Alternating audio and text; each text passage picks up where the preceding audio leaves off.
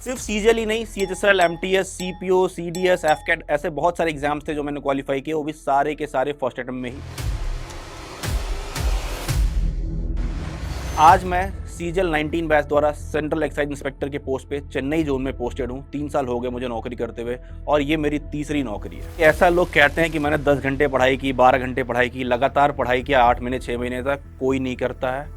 ये सब सेलेक्ट होने के बाद सब लोग बोलते हैं आप फेल क्यों होते हैं। मैं बाहर आके पढ़ा हूँ और मैं आपको बताऊंगा कि ऐसा क्यों नहीं करना है आपको।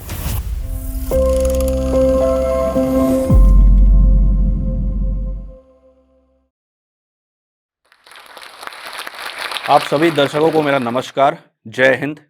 मेरा नाम किशन गुप्ता है। मैं सेंट्रल एक्साइज इंस्पेक्टर हूं 2019 बैच सीजीएल से।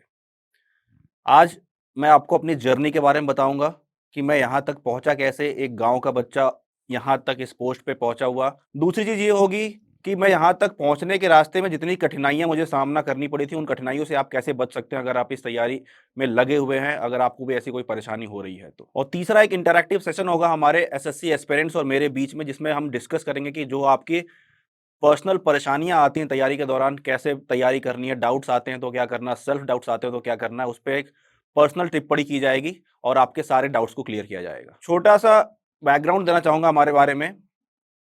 एक दिलदार नगर नाम का गांव है जहां से मैं बिलोंग करता हूं और बहुत अभी तो थोड़ा ठीक हो गया, लेकिन जब मैं छोटा था तब वहाँ पे एक स्कूल भी नहीं था जहाँ पे मैं पढ़ाई कर सकूँ। और ये सब स्टार्ट होता है मेरे माताजी से, क्योंकि मेरी माताजी रांची वुमेन्स कॉलेज से गोल्ड मेडलिस्ट हैं। तो उनका बहुत ही एक सपना था कि मेरा बेटा भी स्कूल बस में पढ़ने जाएगा, लेकिन जब उनकी शादी हो गई गाँव में तो वहाँ ऐसा कोई स्कूल ही नहीं था जहाँ पे बस चलती हो। उस वजह से ही पापा से, घर में दादा-दादी से सबसे ज़िद करके मुझे बनारस भेज दिया गया पढ़ने के लिए और एक ऐसे स्कूल में एडमिशन करा दिया गया जिसमें मुझे बस लेने आती थी, स्कूल तक ले जाती थी और स्कूल से घर छोड़ती थी। वहाँ से ये कहानी सारी स्टार्ट हुई। गाँव से शहर पहुँचा पहली बार, वहाँ पे ऐसा नया माहौल मिला, नया स्कूल मिला, सीबीएसई बोर्ड का स्कूल था जहाँ पे मुझे इंग्लिश बिल्कुल भी नहीं आती थी। अच्छे घर के बच्चे आते थे वहाँ पे पढ़ने के लिए जिनसे मैं इंटरैक्ट नहीं कर पाता था पर्सनली, बुली भी होता था बहुत ज़्यादा कभी-कभी। धीरे-धीरे, धीरे-धीरे क्लास 10 तक पहुँचा और आपको एक बात बता दूँ, जो लोग भी मैथमेटिक्स या इंग्लिश से डरते हैं, मैं क्लास 8th के हाफ ईयरली एग्ज़ाम में मेरा जब रिज़ल्ट आया उसमें मेरे मैथमेटिक्स में 10 नंबर थे 50 में से। उसमें लाल मार्क्स लगा हुआ था और मेरे घरवाले, स्पेशली मेरे पिताजी, बहुत ही ज़्यादा निराश थे मुझसे, क्योंकि बहुत ही मेहनत से वो पैसा भेजते थे। हमारे घर में कोई ऐसा प्रॉपर सोर्स ऑफ इनकम नहीं था। कभी केरोसिन ऑयल बेच रहे हैं, कभी फ्रूटी बेच रहे हैं, कभी गेहूँ बेच रहे हैं। उन्हीं सब चीज़ों से जो पैसे थोड़े बहुत इकट्ठे होते थे, उन्हीं से मेरी फीस भरी जाती थी, उन्हीं से मेरा सारा पालन-पोषण किया जा रहा था बाहर दूसरे शहर में। तो मुझे भी ऐसा लगता था कि मैं क्या ही कर रहा हूँ। एक दिन पिताजी मुझ बहुत निराश हुए कि भाई इतना मैं पढ़ा रहा हूँ, इतना पैसे पे कर रहा हूँ, फिर भी तुम्हारे मैथमेटिक्स में 50 में से 10 नंबर आ रहे हैं। ऐसा है कि अगले जो फाइनल एग्ज़ाम होगा तब तक हमारी कोई बातचीत नहीं होगी आपसे। अगर आप अच्छा कर पाए फाइनल्स में तभी आपकी पढ़ाई कंटिन्यू रखी जाएगी, अदरवाइज़ आप चुपचाप गाँव आ जाइए, जो हम काम कर रहे हैं वो भी आप करिए जैसे फैमिली में जैसा चलता आ रहा था। वो बात बहुत ज़्यादा बुरी लगी थी मुझे और 3 महीने तक मेरे पिताजी से मेरी बात नहीं हुई थी लिटरली। और वही एक मेरे लाइफ़ का चेंजिंग पॉइंट था कि मैथमेटिक्स में फाइनल्स में क्लास 8 के एग्ज़ाम में मेरे 98 मार्क्स आए थे। ओवरऑल परसेंटेज तो 62 ही था, लेकिन मैथमेटिक्स में मेरे 98 मार्क्स थे 100 में से, जो कि जो मेरे क्लास का टॉपर था उससे भी ज़्यादा थे। और वही मेरे लिए था एक टर्निंग पॉइंट जहाँ से मेरा पूरा गेम चेंज हो गया। मैथमेटिक्स में मुझे इंटरेस्ट आ गया, साइंस में इंटरेस्ट आ गया और फिर कभी लाल मार्क्स नहीं लगा। क्लास 12th के बाद ऐसा कुछ समझ में नहीं आया क्या करना है, क्योंकि मैं बहुत ज़्यादा स्पोर्ट्स में एक्टिव था, पता नहीं चल रहा था क्या करना है, कैसे करना है। तो मेरा भैया, एक जो कज़न है, ऑडिट ऑफिसर है इस समय वो कैग में, उसको देख के, उसकी लाइफ़स्टाइल देख के मुझे लगा कि यार हो सकता है सरकारी नौकरी मेरे लिए भी बनी हो, मैं भी तैयारी कर सकता हूँ। मैंने पूछा 1-2 लोगों से कि भाई क्या आता है सरकारी नौकरी के एग्ज़ाम में? तो वहाँ से पता चला कि मैथमेटिक्स पूछा जाता है, रीज़निंग पूछा जाता है। मैंने एक पेपर देखा, पेपर देखने के बाद मुझे ऐसा लगा कि हाँ, मैं इसको कर सकता हूँ। और वहीं से मेरा ये सफ़र स्टार्ट हुआ। ग्रेजुएशन टाइम में मैंने सेकंड ईयर से अपनी प्रिपरेशन स्टार्ट की और थर्ड ईयर जाते-जाते तक ग्रेजुएशन कंप्लीट हुआ। थर्ड ईयर में मैंने एग्ज़ाम दिया। पहला एग्ज़ाम तो थर्ड ईयर में हम दे नहीं सकते थे, लेकिन ट्रायल के लिए दिया था ऐसे ही, उसमें कुछ नहीं हुआ। लेकिन थर्ड ईयर के बाद जब मेरा पहला अटेम्प्ट था सीजीएल का 2019 बैच का, वो मेरा फर्स्ट अटेम्प्ट में ही क्लियर हो गया। सिर्फ सीजीएल ही नहीं, सीएचएसएल, एमटीएस, सीपीओ, सीडीएस, एफकेट ऐसे बहुत सारे एग्ज़ाम्स थे जो मैंने क्वालिफ़ाई किए, वो भी सारे के सारे फर्स्ट अटेम्प्ट में ही। इसके पीछे सिर्फ एक ही रीज़न था, मेरी पूरी 6 से 8 महीने की डिसिप्लिन्ड तैयारी। 8 महीने में सबसे अलग था, सबसे दूर था हर एक डिस्ट्रैक्शन से, फैमिली से, फ्रेंड से, सबसे अलग होके 8 महीने तक मैंने पढ़ाई की थी और वही सबसे बड़ा रिज़ल्ट दिया कि मेरे हर एग्ज़ाम फर्स्ट अटेम्प्ट में ही क्लियर हुआ। और आज मैं सीजीएल 19 बैच द्वारा सेंट्रल एक्साइज इंस्पेक्टर के पोस्ट पे चेन्नई जोन में पोस्टेड हूँ। 3 साल हो गए मुझे नौकरी करते हुए और ये मेरी तीसरी नौकरी है। ऐसे ही आज हमारे साथ बहुत सारे एसएससी के एस्पिरेंट्स बैठे हुए हैं जो तैयारी में लगे हुए हैं, जूझ रहे हैं अपनी परेशानियों से। उनकी कुछ परेशानियों को हम लेंगे और उन्हीं कुछ परेशानियों को आज हम डिस्कस करेंगे और कोशिश करेंगे कि उनके सारे डाउट्स को क्लियर किया जाए और साथ-साथ आपके डाउट्स भी उसके क्लियर हो सके। सर मेरा क्वेश्चन ये है आपसे कि आपने एसएससी की प्रिपरेशन की इस जर्नी में जो कंसिस्टेंसी और डिसिप्लिन है वो कैसे मेंटेन किया? इसमें मैं एक चीज़ और बोलूँगा आपको कि ऐसा लोग कहते हैं कि मैंने 10 घंटे पढ़ाई की, 12 घंटे पढ़ाई की, लगातार पढ़ाई किया 8 महीने, 6 महीने तक, कोई नहीं करता है। ये सब सेलेक्ट होने के बाद सब लोग बोलते हैं। पढ़ाई आपको तभी करनी है जब आपका मन कर रहा हो। जैसे मेरे साथ क्या होता था, एक छोटा-सा इंस्टेंस बताऊँगा आपको। अगर मुझे पढ़ाई करने का मन नहीं कर रहा है, तो मैं बिल्कुल भी नहीं पढ़ूँगा, चाहे 1 दिन ना पढ़ूँ, 2 दिन ना पढ़ूँ, 3 दिन ना पढ़ूँ, जब तक मेरे अंतरात्मा से आवाज़ नहीं आएगी कि भाई किशन पढ़ ले यार, एग्ज़ाम्स आने वाले हैं, तब तक नहीं पढ़ूँगा। अगर आप ज़बरदस्ती उसमें पढ़ाई करने की कोशिश करते हो, तो वो पढ़ाई किसी काम की होती नहीं है। क्योंकि आपके दिमाग में कुछ नहीं जाएगा, क्योंकि आप डिस्ट्रैक्टेड हो, आपके दिमाग में 50 तरीके की चीज़ें चल रही हैं कि आज पढ़ने का मन नहीं कर रहा है, लेकिन पढ़ना है, पढ़ना है, पढ़ना है। तो ये चीज़ आपको क्या सोचना है, आपके मन में अंदर से आवाज़ आनी चाहिए, वो चीज़ें आपको बताएँगी, आपके सपने बताएँगे, जो आपके सपने हैं, आप उनको पूरा करने के लिए कितनी मेहनत कर रहे हो। आपको ये खुद आकलन करना होगा हर रोज़ सुबह उठ के कि जो मैंने कल के 24 घंटे में काम किया है अपना, क्या वो सारे काम मुझे अपने सिलेक्शन के पास ले जा रहे थे या उससे दूर ले जा रहे थे? अगर आप इस चीज़ को रोज़ आकलन करने लगेंगे, आपका सिलेक्शन बहुत दूर नहीं है, बहुत पास आ जाएगा। सर, मेरा क्वेश्चन आपसे ये रहेगा कि जो भी एसएससी एस्पिरेंट्स हैं, वो फर्स्ट अटेम्प्ट में अगर फेल कर जाएँ, तो उन्हें क्या करना चाहिए? आपका क्या एडवाइस रहेगा सर इस पे? देखिए, कहीं मैंने पढ़ा था कि failure is not a chaos, failure is a ladder. ठीक है? इसका मतलब ये है कि फेल होने का मतलब ये नहीं है कि आप निराश हो जाएँ। फेलियर को अपनी सीढ़ी की तरह यूज़ करेंगे, तभी आप सक्सेस तक पहुँच पाएँगे, क्योंकि फेलियर आपको वही चीज़ बताता है जो आपको नहीं करनी है सक्सेस होने के लिए। आप फेल क्यों होते हैं? फेल आप इसलिए होते हैं क्योंकि आपने वो काम नहीं किया जो काम आपको करना था, ताकि आप सक्सेस तक पहुँच पाते। और यही बात आपको बताता है फेलियर कि हाँ भाई, तुम्हें ये काम करना है अगली बार, ताकि तुम उस चीज़ को क्रॉस कर पाओ, उसके पास जा पाओ, उसमें सिलेक्शन ले पाओ। तो सबसे बड़ा जो आपका साथी है ना, आपका फेलियर ही है, जो आपको सक्सेस तक पहुँचाएगा। अगर आप कभी फेल ही नहीं होगे, तो फिर आप जानोगे कैसे कि सक्सेस का टेस्ट कैसा होता है। तो failure is not a bad thing, failure is a good thing. Failure को अपने स्ट्रॉन्ग पॉइंट की तरह यूज़ करिए, उसके ऊपर काम करिए और फिर आप सिलेक्शन तक बहुत ईज़िली पहुँच सकते हैं। हेलो सर, मेरा क्वेश्चन आपसे ये है कि आपकी लाइफ में ऐसा कौन-सा पॉइंट आया जब आपने डिसाइड किया कि मुझे गवर्नमेंट एग्ज़ाम्स की तैयारी करनी है और आपने मल्टीपल एग्ज़ाम्स क्रैक करने शुरू करे? मेरा कोई ऐसा इरादा नहीं था गवर्नमेंट जॉब की तैयारी करने का। मैं प्रॉपरली स्पोर्ट्स में था, अपने ग्रेजुएशन टाइम पे स्प्रिंट्स में था। मेरा रिकॉर्ड है 13 सेकंड का, 100 मीटर स्प्रिंट का। तो मुझे ऐसा कुछ नहीं सोचा था कि गवर्नमेंट जॉब में जाना है, क्या करना है, लेकिन ऐसे कॉलेज से था मैं जहाँ पे उसके आगे कोई अपॉर्च्युनिटी नहीं दिख रही थी और मुझे इंजरी के कारण स्पोर्ट्स में भी मेरा करियर ठीक-ठाक दिखाई नहीं दे रहा था मुझे। बीएससी नॉर्मल बीएससी हूँ मैं ग्रेजुएशन में, तो उसके बाद ऐसा कुछ करियर होता नहीं है कि आपको कहीं जॉब मिल जाए। फिर मेरा जो भैया था जिसके बारे में मैंने बताया, ऑडिट ऑफिसर कैग में है, उसने ही मुझे बताया कि किशन ऐसे-ऐसे एग्ज़ाम्स होते हैं, तुम देख लो आखिर क्या करोगे ग्रेजुएशन के बाद? इतना पढ़ाई-लिखाई किया है तो कुछ तो करना होगा। तभी मैंने उसको देखा और मुझे एग्ज़ाम के पेपर को देख के ऐसा लगा कि हाँ, मैं कर सकता हूँ। और उसकी लाइफ़स्टाइल, कैग में ऑडिट ऑफ़िसर था वो, तो उसकी लाइफ़स्टाइल बढ़िया थी। कार आती थी उसको लेने के लिए, घर पे जाती थी लेके। कहीं वो ऑडिट पे जा रहा है तो पूरा इंडिया घूम लिया उसने पूरे ऑडिट में। तो वो उसकी लाइफ़स्टाइल देख के मुझे ऐसा लगा कि यार ऐसा लाइफ़स्टाइल तो होना चाहिए, अच्छा लग रहा है। तो मैंने डिसाइड किया कि चलो गवर्नमेंट जॉब की तैयारी कर लेते हैं। मैं जानना चाहता हूँ कि गाँव के बहुत सारे एस्पिरेंट्स एसएससी की तैयारी करते हैं।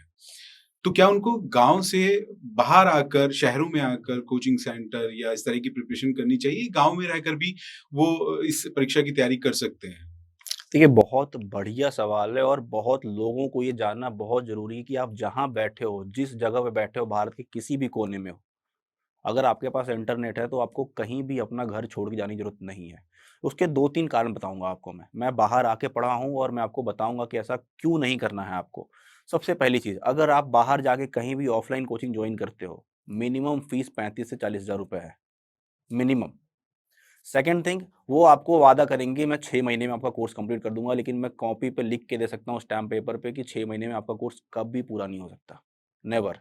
लास्ट में वो खींच-तान के किसी तरह कंप्लीट करके बोल देंगे बैच खत्म और आपको घंटा कुछ समझ में नहीं आएगा, आपने क्या पढ़ा है, क्या नहीं पढ़ा है, आपको कुछ भी पता नहीं चलेगा। आप 6 महीने बाद फिर से भागे-भागे फिर रहोगे कि किस टीचर की कोचिंग ले लूँ, कहाँ से क्या पढ़ लूँ, कहाँ से क्या पढ़ लूँ, परेशान हो जाओगे।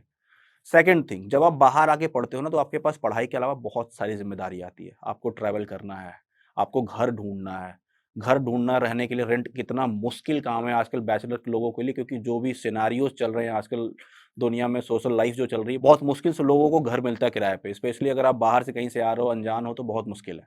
सेकंड थिंग, अगर आपने घर ढूँढ भी लिया ठीक-ठाक, तो उसके बाद उस घर में आपको सारा सामान व्यवस्थित करना पड़ेगा। सोने के लिए कुछ चाहिए, खाने के लिए कुछ चाहिए, खाना बनाने के लिए कुछ चाहिए। ये भी कर लिया आप तो सबसे बड़ा दिमाग में आपका टेंशन रहेगा कि भैया सुबह क्या बनाऊँगा, तो क्या खाऊँगा? उसके बाद सुबह बना के खा लोगे तो फिर टेंशन रहेगा दोपहर में बना के क्या खाना है? दोपहर में खा लोगे तो टेंशन रहेगी रात को क्या बना के खाना है? बहुत बड़ा टेंशन है। यही ऑन द अदर हैंड, अगर तुम जहाँ बैठे हो, तुम्हारे पास एक छोटा-सा फ़ोन है, टैब है, लैपटॉप है, कुछ भी है, इंटरनेट है, तुम क्या कर सकते हो?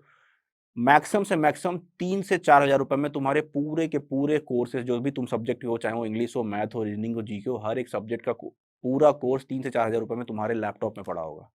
कंप्लीट, जिसको तुम अपनी सहूलियत के हिसाब से देख सकते हो। तुम्हें ऐसा नहीं है कि 4 बजे से 5 बजे तक ही तुम्हें क्लास करनी है, उसके बाद तुम नहीं कर पाओगे, नहीं। तुम जब चाहो तब देख सकते हो उसको। तुम्हारे पास प्रॉपर टाइम है तुम्हारा, तुम उसका प्रॉपर नोट्स बनाओगे। तुम अगर समझ में नहीं आता है तो उस वीडियो को 4 बार देख के तुम 4 बार क्लियर करके अपना नोट्स क्लियर करोगे। तुम्हें हर एक चीज़ क्लियर समझ में आएगी। सेकंड थिंग, तुम घर पे रहोगे, तुम्हारे जितनी भी ज़िम्मेदारियाँ इधर आई थी, घर ढूँढना है, खाना बनाना है, घर साफ़ करना है, ये करना है, वो सब बहुत कम हो जाएँगे। हो सकता है आपके ऊपर कोई ज़िम्मेदारी हो, घर में खाना बनाना हो या घर की सफाई करनी हो, घर का कुछ काम हो, तो अगर आप 24 घंटे में से 2 घंटे, ढाई घंटे भी पूरे निकाल देते हो, तो वो पूरा का पूरा घर का जो काम होता है, वो खत्म हो जाता है उतने में। स्टिल मैं आपको ये नहीं कह रहा हूँ कि 24 घंटे में आपको 12 घंटे पढ़ने हैं, 24 घंटे में आपको सिर्फ़ और सिर्फ़ 6 घंटे पढ़ने हैं। और वो भी मैं 6 घंटे आपको ये नहीं कह रहा हूँ कि आप लगातार बैठ के पढ़ो, आपको डेढ़ घंटे करके 4 बार पढ़ाई करनी है। आप डेढ़ घंटे पढ़ाई करो, उठ जाओ, जो भी घर का काम है, ये है, वो है, 1 घंटे, 2 घंटे ब्रेक ले लो, फिर डेढ़ घंटे पढ़ो, फिर 1-2 घंटे का ब्रेक ले लो, फिर डेढ़ घंटे पढ़ो, फिर 1-2 घंटे का ब्रेक ले लो, फिर डेढ़ घंटे पढ़ो। मतलब 24 घंटे में तुम्हें डेढ़ घंटे करके 4 बार पढ़ने हैं, जो कि तुम्हारे पूरे दिन का 6 घंटे होता है। हफ्ते का तुम्हारा 42 घंटे होता है और महीने का तुम्हारा कितना होता है? 180 घंटे। बहुत ही ज़्यादा अच्छा ये प्लान होता है, एक कंसिस्टेंट प्लान होता है, जिसमें तुम्हें तुम्हारे दिमाग पे कोई प्रेशर भी नहीं आता है कि हाँ भाई, मुझे कितना पढ़ना है, क्या करना है, कैसे करना है। हर रोज़ तुम 6-6 घंटे ही पढ़ रहे हो, तुम्हें पता भी नहीं चल रहा है, तुम्हारा सिलेबस भी कंप्लीट हो रहा है, तुम तैयारी भी प्रॉपर कर रहे हो, तुम घर पे भी हो, तुम्हारा हेल्थ सही है, हर एक चीज़ ठीक है।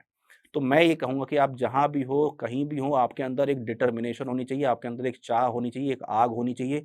अगर आपके सीने में कोई चिंगारी उमग रही है भाई कि हाँ, मुझे तैयारी करना है, तो घर बैठे-बैठे उस चिंगारी को तुम आग बना सकते हो। और जिस दिन तुमने उसको आग बना दिया ना, कोई माई का लाल तुम्हारा सिलेक्शन रोक नहीं सकता है। After joining SSC CGL join करने के बाद आपको आपकी ड्यूरिंग जॉब किस तरह के आपको डिफिकल्टीज फेस करनी पड़ी?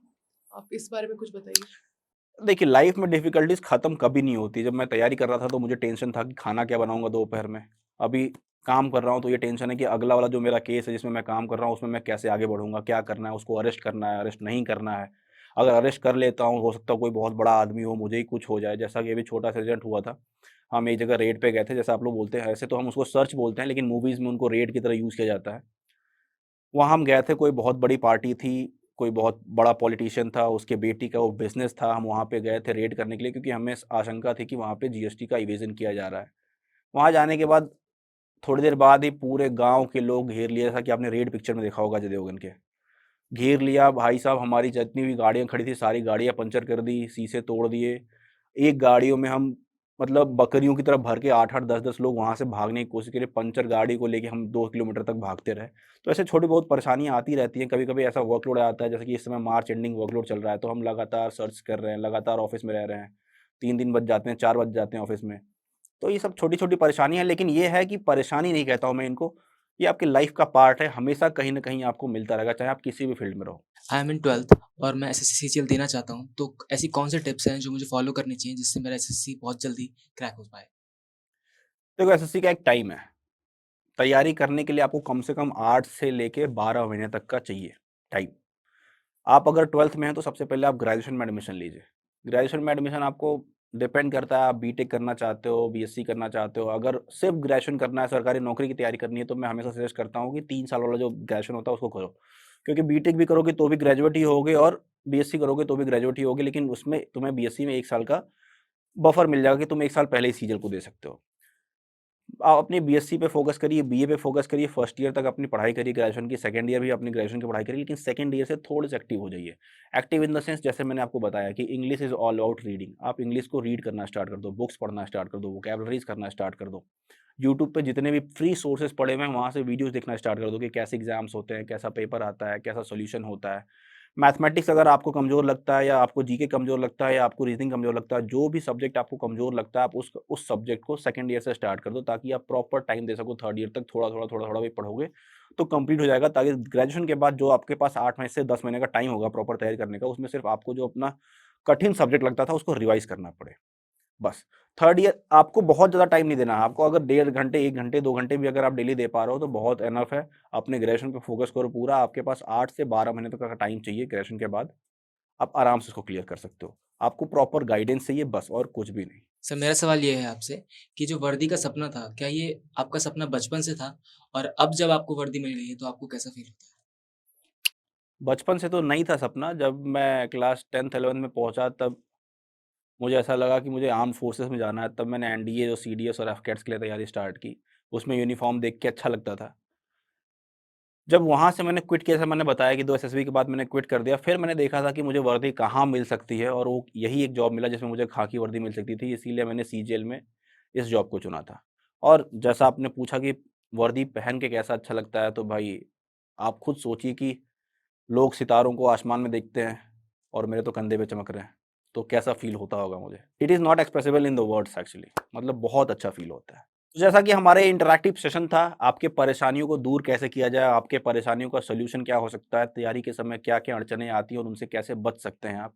मैंने अपने तरफ से पूरी कोशिश की कि आपके उन सारे डाउट्स को क्लियर कर सकूँ। बाकी ऐसा और भी कोई डाउट आपके मन में रह गया हो तो आप नीचे कमेंट ज़रूर करके बताना कि कैसा है, मैं कोशिश करूँगा आपको रिप्लाई करूँ। इसके अलावा आपके मन में कोई भी एन केन प्रकार का कैसा भी डाउट हो किसी भी एग्ज़ाम से रिलेटेड, चाहे वो सीजीएल हो, एसएससी हो, रेलवे हो, आपका आईबी के एग्जाम्स हो या बैंक एग्जाम्स हो, आप नीचे कमेंट करके पूछ सकते हो, मैं कोशिश करूंगा रिप्लाई करने का। बाकी आपको ये सेशन कैसा लगा नीचे कमेंट करके जरूर बताना, और मैं जोश टॉक्स का तहे दिल से शुक्रिया अदा करना चाहूँगा, थैंक यू बोलना चाहूँगा कि ऐसा इंटरैक्टिव सेशन अरेंज किया ताकि जो लाखों बच्चे हमें देख रहे हैं उनके सारे डाउट्स क्लियर हो सके। थैंक यू जोश टॉक्स।